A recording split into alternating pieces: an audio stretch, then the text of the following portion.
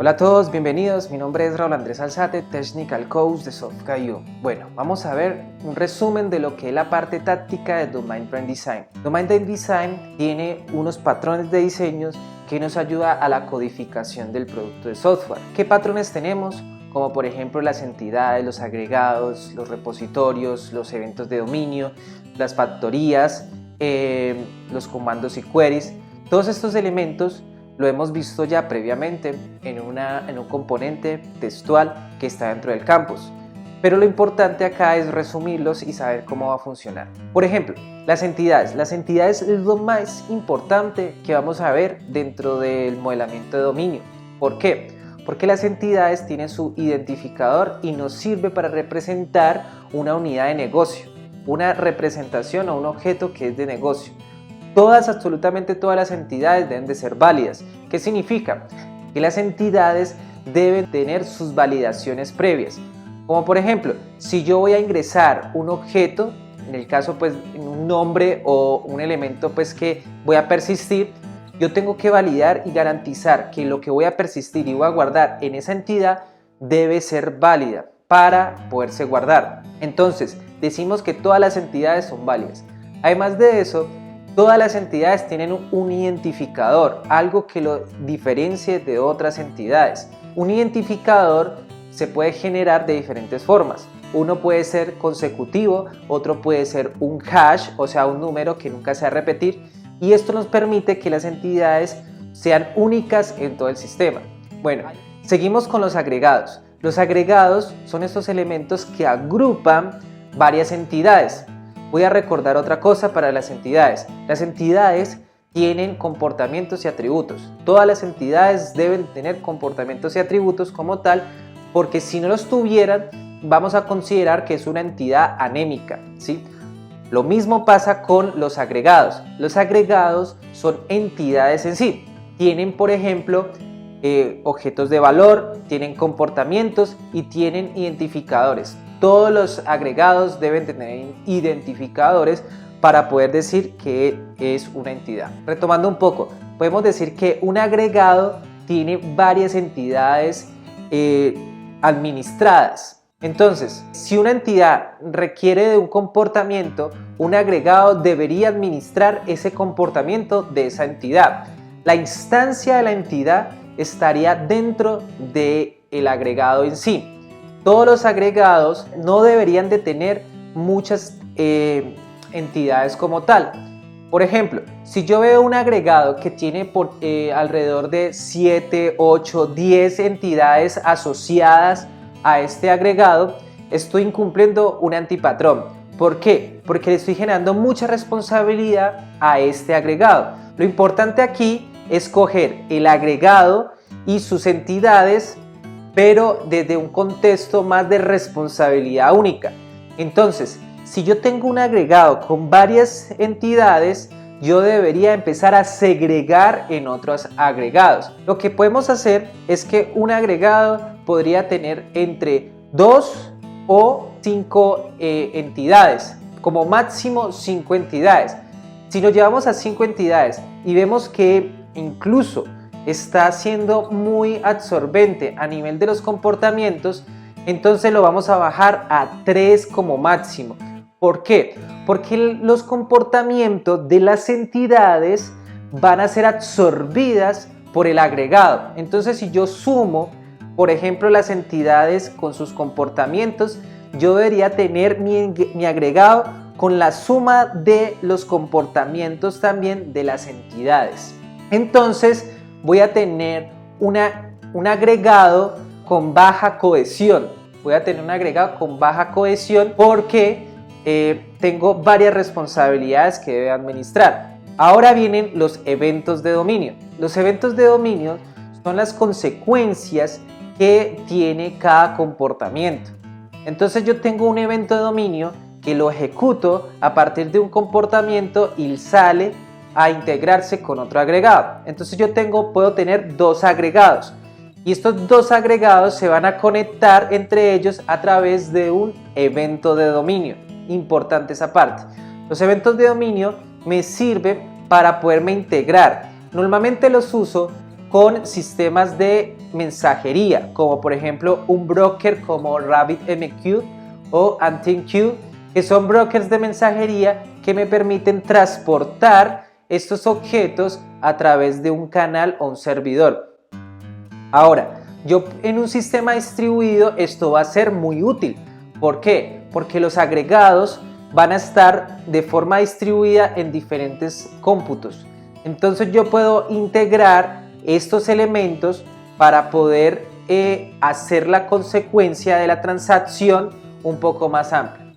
Entonces, partiendo del hecho de que tenemos un sistema distribuido, nosotros decimos que los agregados manejan transacciones. Es una orden que entra al sistema y que se procesa y que cumple con unos estados puntuales, unos estados que pueden ser eliminados, actualizados, creados, etc. Como los agregados normalmente suelen ser transaccionales, porque ciertos elementos van a persistirse, entonces debemos de etiquetar estos eventos de dominio.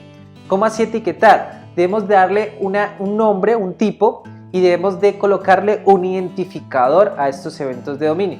Un identificador que me diga que salió ese evento de un lugar particular, es decir, de un comportamiento dentro de un agregado, y que este evento de dominio tiene unas propiedades sumadas que va a ser de utilidad para quizás otro agregado, dado que estos elementos van a estar transportados a través de un broker de mensajería. Partiendo de esto, también vemos que los eventos de dominio son inmutables, no pueden cambiar, es decir, no podría uno dentro del proceso de transporte poder cambiar sus valores porque perjudicaríamos el origen de los datos. Otro de los elementos que es importante son las factorías.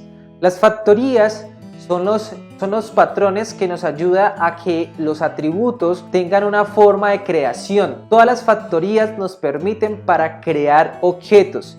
Es decir, si nosotros tenemos un objeto en su constructor con varios atributos, porque decimos que tienen nombre, edad, fecha, etcétera, etcétera, etcétera, entonces ese constructor va a ser muy amplio para poder empezar a insertar los valores. Entonces para esto necesitamos una fábrica que nos ayude a crear este objeto y así no sea tan complejo la creación del objeto y la consulta del mismo objeto dado el que se necesita. Normalmente las factorías se usan para poder decir que en los constructores de los agregados o de las entidades, cuando sobrepasan el número de atributos, en vez de pasarle a él todos los atributos por el constructor, le va a pasar la factoría ya completa, la factoría del objeto per se. Previamente, en el momento de la creación de la entidad o del agregado, la factoría me permite diseñar cada elemento paso a paso sin necesidad de pasarlo por un constructor directamente. Es muy similar a cuando utilizamos el patrón builder también. Después tenemos los repositorios. Los repositorios es el puente o el adaptador que nos permite conectarnos con la capa de infraestructura, que es una capa mucho más arriba del modelo de dominio. Esta capa de infraestructura nos va a proveer la persistencia de los datos. Tener claro esto. Una cosa es hablar de entidades de negocio y otra cosa es de hablar entidades de persistencia. Las entidades de persistencia son estos elementos que se mapean con bases de datos. Es decir, que yo represento unos objetos, unos valores, pero que va a ser representado en una base de datos. En cambio, las entidades de negocio están representando unidades de negocio, unidades que se fueron modeladas a través del negocio. Son dos cosas diferentes. Entonces, estos repositorios lo que nos va a permitir es hacer estas conexiones con estas unidades de persistencia para poder guardar estos elementos. Tenemos también lo que son los comandos y los queries. Los comandos y los queries son elementos del diseño de la arquitectura.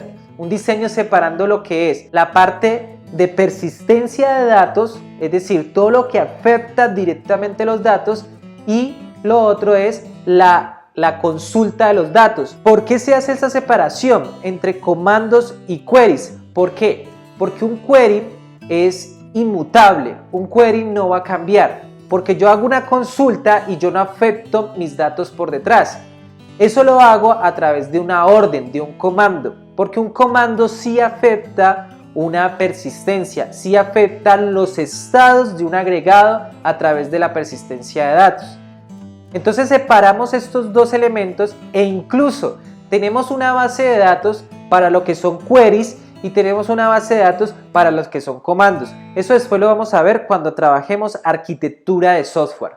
Por ahora, entender que tenemos órdenes que van directamente a los comportamientos de los agregados, o sea, cada comando va a los comportamientos de los agregados y los queries lo vamos a usar en otro momento a través de una materialización de vista, a través de una materialización de datos que me permiten jalar estos elementos y estos datos de otra base de datos. Tenemos por otro lado los objetos de valor. Los objetos de valor son esos elementos que representan una propiedad o un atributo de una entidad, ¿sí? Pero también nos sirve para transportar los datos. Es decir, en un evento de dominio no deberíamos tener entidades asociadas a los eventos de dominio. Es decir, si vamos a transportar por un evento de dominio una entidad, eso no se puede hacer, eso no es conveniente hacerlo. Lo que vamos a transportar a través de un evento de dominio son objetos de valor.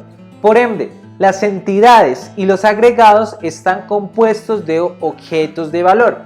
Todos los objetos de valor tienen inmutabilidad, es decir, son válidos y para poder cambiar su estado debo crear otro objeto como tal, como por ejemplo la clase string de Java. La clase string de Java es inmutable. Cada vez que yo cambio el valor estoy creando una nueva referencia, un nuevo estado.